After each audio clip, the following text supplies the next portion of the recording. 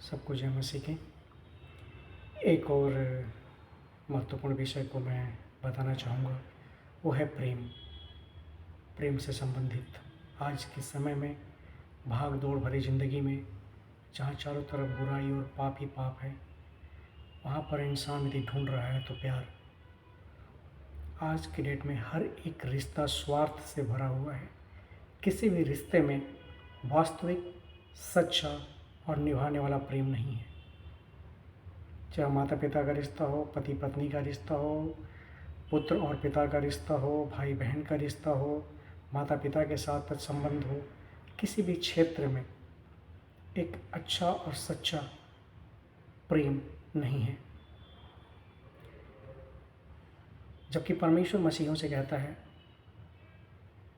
और मैं अपनी व्यक्तिगत बता रहा हूँ कि यदि मसीह व्यक्ति अगर किसी से प्रेम नहीं कर सकता तो संसार में कोई भी व्यक्ति किसी से प्रेम नहीं कर सकता। एक मसीही व्यक्ति है जो परमेश्वर की आज्ञाओं का पालन करते हुए एक सच्चा प्रेम कर सकता है और सच्चे प्रेम की परिभाषा को प्रस्तुत कर सकता है।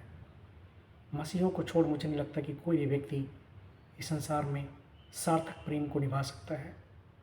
परमेश्वर ने कहा है कि प्रेम परमेश्वर है। यदि हम प्रेम नहीं करते तो हम परमेश्वर को जान नहीं सकते, क्योंकि परमेश्वर ही प्रेम है। परमेश्वर ने जगत से ऐसा प्रेम किया कि अपना इकलौता पुत्र दे दिया था कि जो कोई इस पर विश्वास करे वह नाश न हो परंतु अनंत जीवन प्राप्त करे। इसलिए हमें हर एक व्यक्ति से प्रेम करना है, चाहे वो शत्रु हो, रिश्तेदार हो, भाई हो, बैरी हो, किसी भी व्यक्ति से हमें अपने प्रेम को ख़त्म नहीं करना है, समाप्त नहीं करना है। क्योंकि वचन में लिखा है कि प्रेम धीरजवंत है।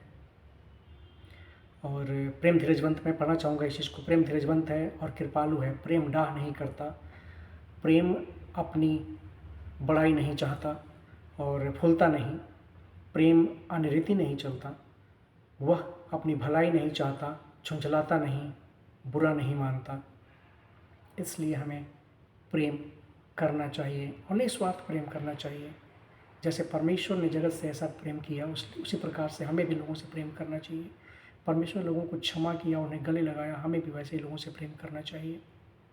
वचन कहता है लूका 6 उसके 27 से लेकर के हम 49 पद तक यदि पढ़ते हैं तो यीशु ने कहा कि प्रेम जो है अपने शत्रुओं से प्रेम करना सिखाता। परमेश्वर जो अपने शत्रुओं से प्रेम करना सिखाता है, इसलिए अपने शत्रु से प्रेम करो।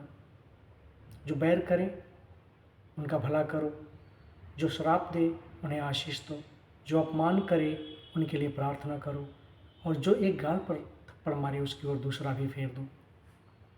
प्रेम का अनुकरण करो। पहला कुरिन्थियों 14 उसके पहले पद में लिखा हुआ है, पहला कुरिन्थियों 13 उसके पहले पद में लिखा हुआ है कि यदि मैं मनुष्यों और स्वर्गदूतों की बोलियां बोलूं और प्रेम न रखूं तो मैं झंझनाता हुआ झांझ और ठनठनाते हुए पीतल हूँ।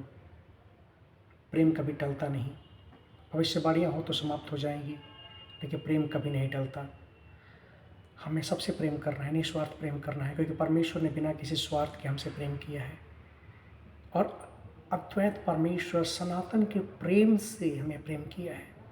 उसका प्रेम कभी समाप्त होने वाला नहीं है।